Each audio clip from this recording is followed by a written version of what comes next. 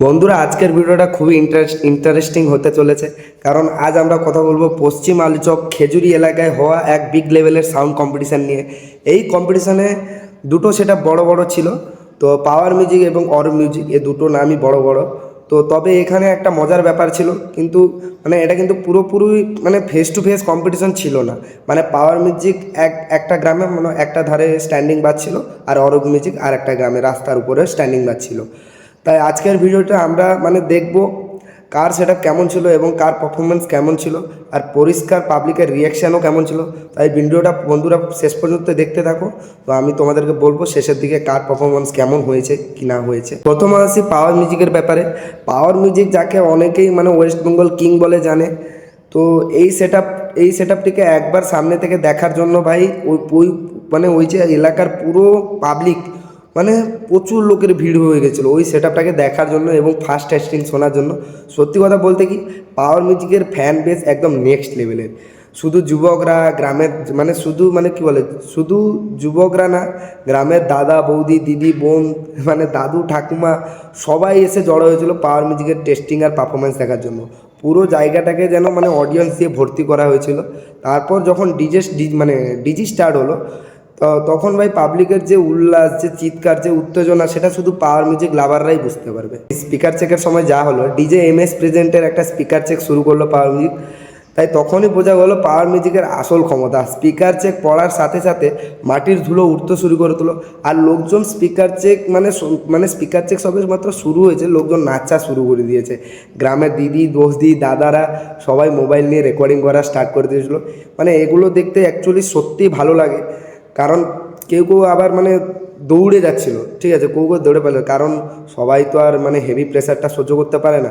আবার কেউ কেউ বলছিল, ভাই তোমার গেঞ্জি উড়ে যাচ্ছে, কি করবে।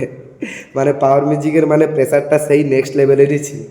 এবং ওখানে কমিটির দাদাদের যে রিয়েকশানটা ছিল, কমিটির দাদারা কিন্তু একদম ফুল এনার্জিতে ছিল। তারা বলছিল আরও প্রেশার দাও, ভেঙে দাও ওইটা। তো পাওয়ার মিউজিকের অ্যাম্পলিফায়ার তখন প্রায় ইয়েলো লাইটের কাছাকাছি পৌঁছে গেছিলো, কিন্তু তবুও কমিটির দাদারা দাদাদের মন ভরছিল না। আরও তারা আরও বলছে আরও প্রেশার দাও, না হলে ডিজি বন্ধ করে দেবো। কারণ তোমরা সবাই জানো আজকাল তেলের দাম এত বেশি, তাই তাদের চাহিদাও নেক্সট লেভেলের হওয়া। হ্যাঁ, আমিও এগ্রি হয়েছি জিনিসটাতে। এবারে আসি অরব মিউজিকের কাছে। অরব মিউজিকও কিন্তু একটা বিশাল বড় একটা সেটআপ নিয়ে এসেছিলো। তারা রাস্তার উপরে স্ট্যান্ডিং বাজাচ্ছিল, রাস্তার নিচে গ্রামের মানুষ আর ডিজের যে লাভাররা আছে তারা স্পিকার চেক শোনার জন্য একদম ভিড় করে দাঁড়িয়েছিল। প্রথমে অরব মিউজিক ওয়ান স্টেক হামিং বেস গান দিয়ে শুরু করেছিল, তাই তখনই পাবলিক রাস্তার ওপারে নাচা শুরু করে দিয়েছিল একদম।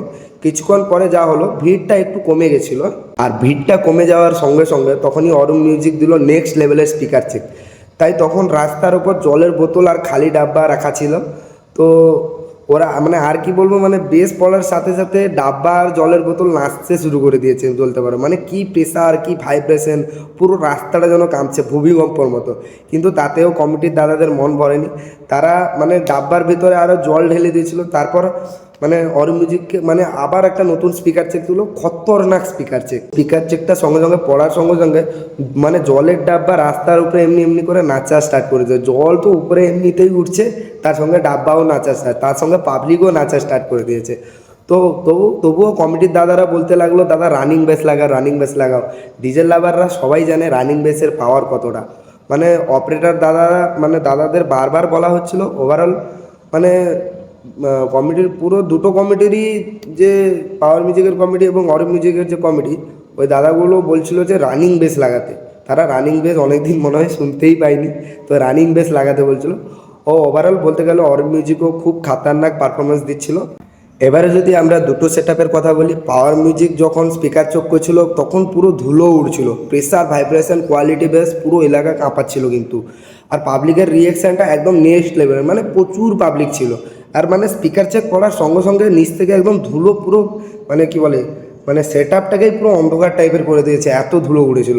আর পাবলিকের রিয়েকশানটা তো নেক্সট লেভেলের ছিল।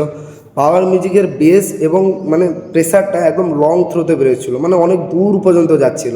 সেটা সবসময় পপ বেসে সবসময় আমরা দেখতে পাই না। পপ বেস আসলে একদম সামনেই প্রেসার মারে, তত একটা দূরে লং থ্রো করতে পারে না, সেটা আমরা সবাই জানি। অন্যদিকে অরুণ মিউজিকের বেভ ভাইব্রেশন একদম সামনের জায়গায় হেভি ওয়েট ফেলছিল, অনেক প্রেসার, মানে এই যে সামনের যে জায়গাটা রাস্তার উপরে যেহেতু দাঁড়িয়েছিল, রাস্তার উপরে হেভি প্রেসার পড়ছিল, তাই রাস্তাও কাঁপছিল, ডাব্বাও নাচছিল, জলও নাচছিল, মানে একজন ধুলো উড়িয়ে দিচ্ছে বেস দিয়ে, আর একজন জলের ডাব্বা নাচাচ্ছে ভাইব্রেশন দিয়ে।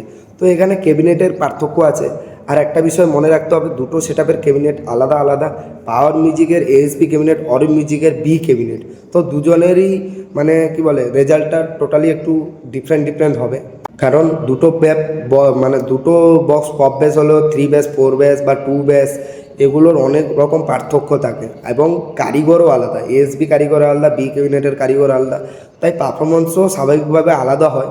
ওভারঅল বলতে গেলে দুটো সেটআপই খুব ভালো বাজিয়েছে, তবে পাওয়ার মিউজিকের লং থ্রো ভাইব্রেশন একটু বেশি ছিল। তো এখানে আসল উইনারকে সেটা বলবে পাবলিক, কার প্রেশার কেমন লাগলো, কার বেশি মানে বেশ ভালো লাগলো পাবলিকদের, সেটা কমেন্টে অবশ্যই জানিও। তো বন্ধুরা, আজকের ভিডিওটা এখানেই শেষ করছি। ভিডিওটা যদি ভালো লাগে তাহলে লাইক, সাবস্ক্রাইব এবং শেয়ার করে দিও, কারণ তোমাদের ভালোবাসা ও সাপোর্ট আমার খুবই প্রয়োজন।